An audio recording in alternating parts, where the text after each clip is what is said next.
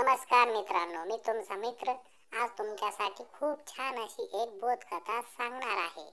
राजा विजयसिंह. राजा विजयसिंहचे राज्य प्रतापगड येथपर्यंत मर्यादित होते. आणखी काही राज्ये त्याच्या अधीन होती. राजाला एक मुलगी होती. ती दिसायला फार सुंदर आणि बुद्धिमान होती. ती लग्नाच्या वयाची झाल्यावर राजाने तिच्यासाठी वर पाहणे सुरू केले.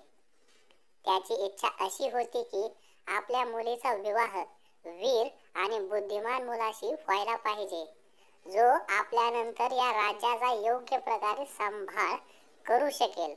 राजकुमारी आणि राज्यावर अनेक राजकुमारांची नजर होती. मात्र राजा विजयसिंहने एक कठीण अट ठेवली होती. जेव्हा जो कोणी विवाहाचा प्रस्ताव ठेवील असे तेव्हा राजा त्याला संसारातील वार्त मौल्यवान वस्तू घेऊन ये असे सांगत असे व लोभी व्यक्तींना धडा बसविण्यासाठी त्याने पुढे अट ठेवली होती की ती वस्तू मला आवडली नाही तर मी त्याला कारागृहात टाकणार. अनेक राजकुमार वेगवेगळ्या वस्तू घेऊन आले, परंतु राजाने त्या वस्तूंना असहमती दर्शवत त्यांना कारागृहात टाकले.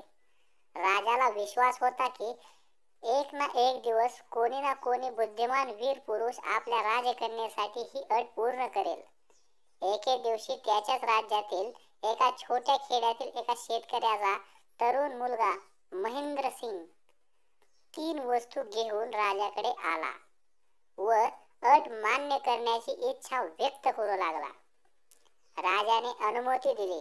महेंद्रसिंग म्हणाला, मी जगातील 3 अनमोल वस्तू आपल्या त्यापैकी पहिली म्हणजे माती, जी आपल्याला अन्न देते. दुसरे म्हणजे पाणी, जे भेदाभेद न पाहता सर्वांची तृषा शांत करते, आयुष्य वाचवते. आणि तिसरी वस्तू म्हणजे पुस्तक, जे सर्वांना समान न्यायाचे ज्ञानदान करते. ज्ञानाचा आधार म्हणजे पुस्तक. ज्ञानाची खरी गरज भागविण्याचे काम याच्याकडून केले जाते. राजा या 3ही वस्तू व त्याचे त्यामागचे विचार पाहून ऐकून भारावून गेला. त्याने त्याच्या मुलीचा विवाह महेंद्रसिंहशी केला व राज्याचा उत्तराधिकारी म्हणून नियुक्त केले.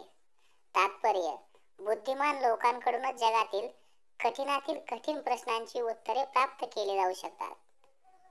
नमस्कार मित्रांनो, अशाच प्रकारच्या नवनवीन गोष्टी ऐकण्यासाठी माझ्या YouTube चॅनलला अवश्य भेट द्या आणि तुमच्या लहान भावाला जरूर सपोर्ट करा, सबस्क्राईब करा.